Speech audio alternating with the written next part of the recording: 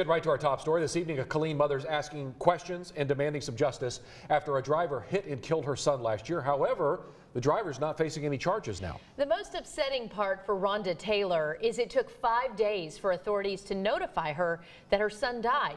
6 News reporter Sydney Deshawn spoke to the mother about her heartbreak. Sydney? Chris and Lindsay, Rhonda Taylor was never expecting to hear her son was killed in a traffic collision, let alone to pick up an unexpected call on his autopsy report.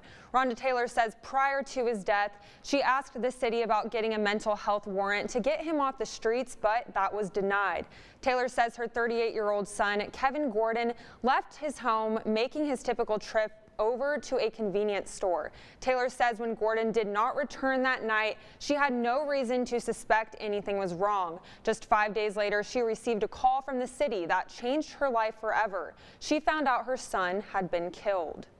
When I went to view his body at the funeral home, his ID was in his personal items. So I don't know what was the reasoning for them to delay me 5 days. So I felt that the city of Killeen has done me an injustice because they botched up my son's death investigation. He was killed. They didn't classify it as a murder. Now, the defendant in this case is not facing any charges. Tonight at 6, we hear from the judge who explains why this all happened, guys. All right, Sydney, we can understand her pain. Yeah. You explained much more at 6 o'clock. Thank you. Yeah, it's tough.